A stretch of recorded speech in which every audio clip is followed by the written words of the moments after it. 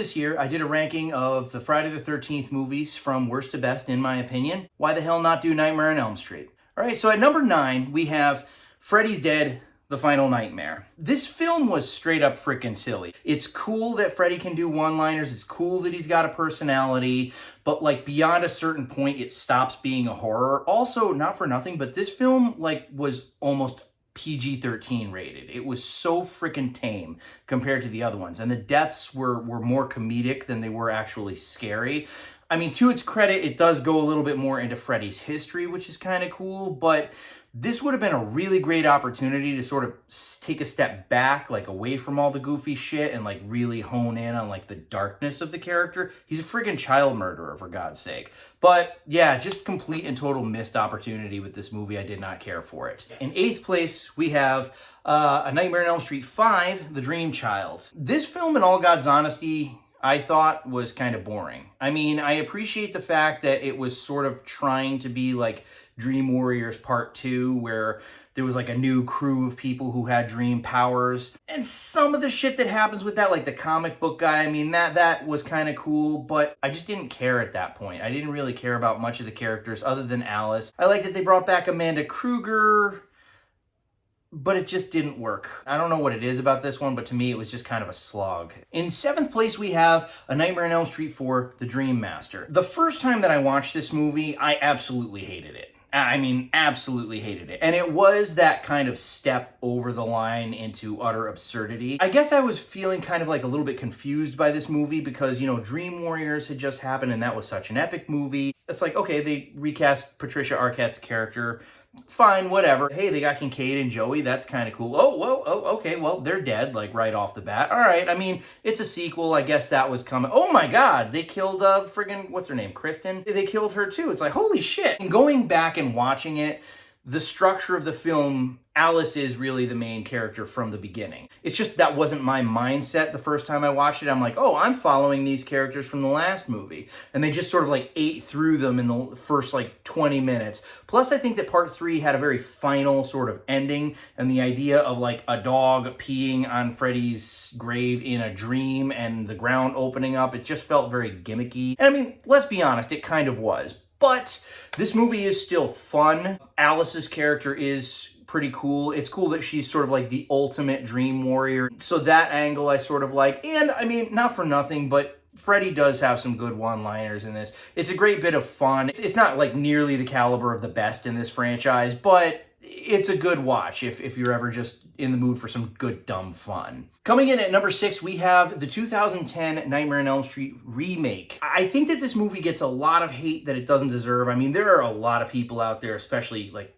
professional critics, who despise this movie. And it's not a great movie. The pacing is kind of a little bit off. There are some really cheap jump scares. Some of the CGI looks like downright awful. I mean, like the scene where Freddy Krueger is coming through the wall, the fact that it looks so much better and creepier in the 1984 original is freaking shameful. The characters were kind of like generic 2000s characters. They weren't as like likable as they were in the first film. The thing that makes this movie 110% worthwhile is Jackie Earle Haley. And I feel that I'm not alone in that assessment. He was an excellent Freddy Krueger because he was a sick, evil, conniving bastard. And he did have a sense of humor, but it was like a sick sense of humor about things. And it made you laugh, but it wasn't like, oh my God, that's so funny. It was like, oh man. They nailed that, even though they kind of screwed up a lot of other things. And in all God's honesty, I kind of wish that they'd kept going with it because there are so many horror movies out there, you know, like Annabelle, Ouija, that like the first film sucked and then they did sort of a course correction with the whole thing. I think they should have kept going because Jackie Earle Haley was a pretty damn good Freddy Krueger, even though the movie itself wasn't that great. Coming in at number 5 is A Nightmare on Elm Street 2, Freddy's Revenge. A lot of the themes were kind of over my head, like Jessie screaming like a girl and stuff. I was laughing. I'm like, what the hell is this? What was literally anybody thinking in this film? But as time has passed, you know, it's grown on me a little. I do think that all of the like gay undertones in the movie. I respect it, but I am just a little bit curious about it. I'm kind of like, well, that's kind of strange. I mean, if it had been its own thing, that'd be one thing, but the fact that it was a sequel to a very popular, like, just mainstream horror film, it was a strange choice. Now that I've gotten a little bit older and I've picked up on a few of these things, I'm like, okay, that's a little bit less goofy, and I'm getting what the allegory is now. Also, not for nothing, Freddy Krueger is like Nightmare on Elm Street 1 Freddy Krueger in this. He's not particularly funny. He's pretty creepy. And there are some very eerie sequences in this film. And even like the characters in the movie, like Grady, and so there's shit that my friends and I quote from that movie all the time. Shut up, Grady. You want me to shut up? Okay, fine.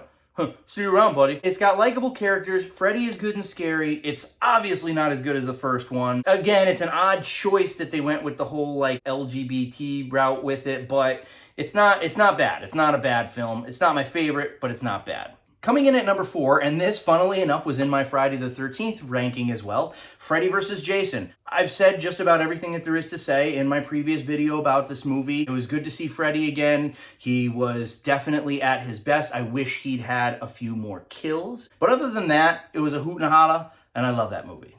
Coming in at number 3 is Wes Craven's New Nightmare. Now, this isn't technically... It's kind of its own thing. It's not really like part of the franchise. The whole concept behind it that like the actual actors that were in the actual movie are being haunted by this demon that's come through the reels like in the guise of Freddy Krueger. It was really like the first stepping stone, in my opinion, towards like what Wes Craven would do later with the whole 90s meta, like Scream kind of thing that he went for. This was his first like dipping his toe in the water, and simultaneously it was also a nice way, a loving way to sort of bring the franchise back to what he had originally wanted for it. Because after the preceding film, Freddy's Dead, it had just gotten downright goofy by that point, so it was good to get it sort of like refocused in a very creative way. And seeing Robert Englund be Robert Englund, seeing Wes Craven be Wes Craven, seeing Heather Langenkamp be Heather Langenkamp, that was all really cool. This movie's a lot of fun. It's not the best, but it's definitely up there. Coming in at number 2 is A Nightmare on Elm Street 3 Dream Warriors. Now, I have to be honest with you, this movie is so much fun.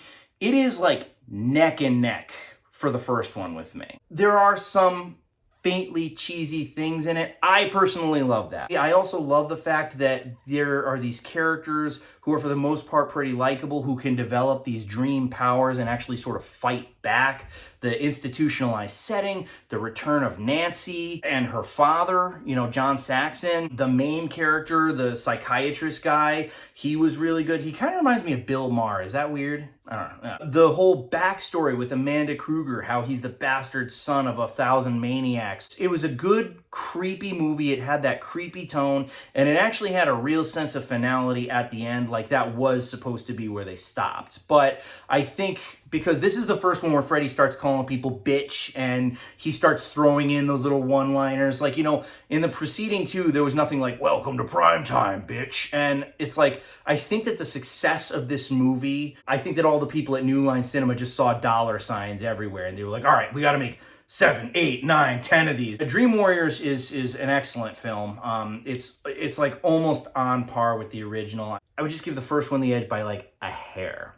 Speaking of which, at number 1 we have the original Nightmare on Elm Street. This was the first R-rated movie that my father let me watch completely unedited, boobs and everything. It was only really some tasteful like side boob, you know, but still, it was kind of a big deal. What a horrific idea. What an original idea. You know, this guy coming to kill you in your nightmares, and like you're basically defenseless. And the worst thing is, you gotta sleep and nobody can help you. It's just you and him. You're isolated in your dream with this dude who's just going to tear you to pieces. It's such a hauntingly original idea. Robert Englund plays such a great creep. I like the fact that they don't explain everything right at the beginning. Things just sort of start happening and you're figuring it out as the characters are figuring it out. It's not really until later in the movie that like his actual backstory is divulged and you realize that the parents of Springfield have been keeping this deep, dark secret for all these years, and now it's coming back to bite the kids in the ass. Heather Langenkamp as Nancy is my number 1 final girl ever. She's resourceful as hell. She was a woman of action. She wasn't going to take this shit lying down. Well, I mean, she was going to take it lying down, but not in her head. You know what I'm saying? She had a freaking plan to go in there, get that bastard, bring him out, and then she had her entire house booby-trapped to kill him while he was in his mortal form. The best final girl of all time, in my opinion. Anyways, guys, that's my ranking of the Nightmare on Elm Street movies. What did you think? Please let me know, because the opinions on this series are so diverse. They're so all over the place. All right, guys, that's all she wrote.